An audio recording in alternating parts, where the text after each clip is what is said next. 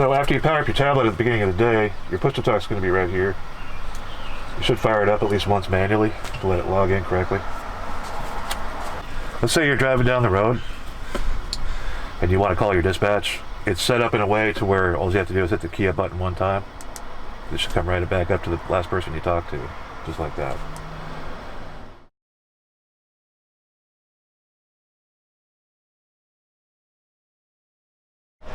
What I'm going to do right now is I'm going to check the one-touch action on the mic.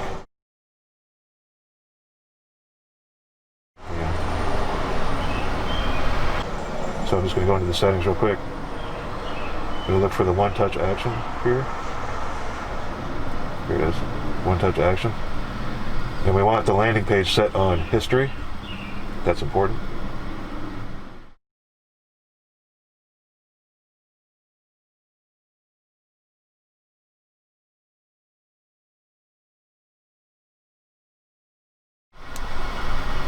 Hey Russ, do me a favor and call somebody else so I can show a busy signal on this radio. Okay, so that's the voice message.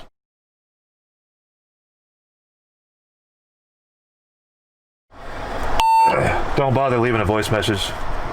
They don't get them, but they do see you on the console. That the fact that you tried to call. So a lot of times they'll call you back anyway. But again, if it's busy like that, that's what we call a busy signal. Then if they don't call you back within a minute or two, just try them again.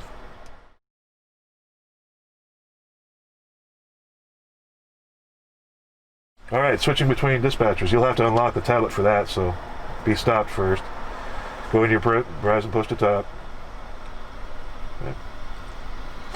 And you'll find it in your history, or you can find it in your contacts, which are here in the center.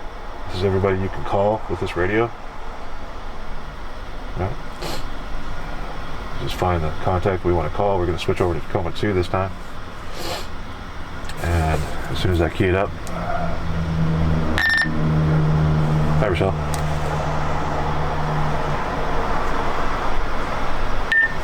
Hello. All right. That's how we successfully switch dispatchers.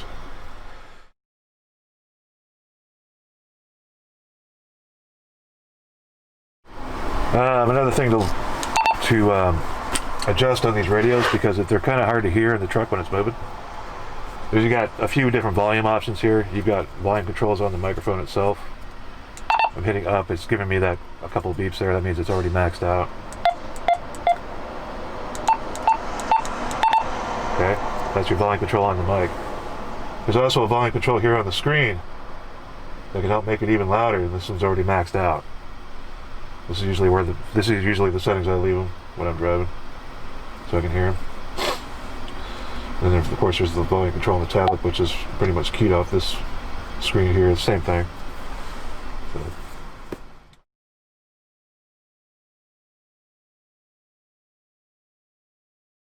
Okay, so if you're getting static in your radio when you're calling your dispatch, the easiest way to clear that out is just simply slide your tablet out of its cradle just a little bit.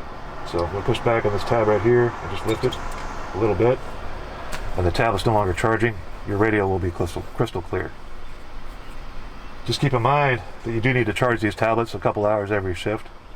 So just slide it back on its cradle like that until you hear a click, and she's back to charging. Yep. So you can hear that static in the radio. Pull it out of the perch. Try it again. No more static. Crystal clear.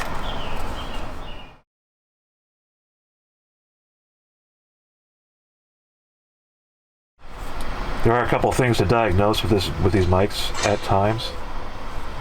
Mostly it's the little extender here, or adapter, for the mic to be plugged into the side of the tablet. These are fairly weak and cheap, but most of the shops will have plenty of them. A lot of times they'll get screwed up right here where they go into the tablet. This one's already starting to get a little banged up. There's a USB charging plug right here. This is part of the tablet. Should be plugged in at all times.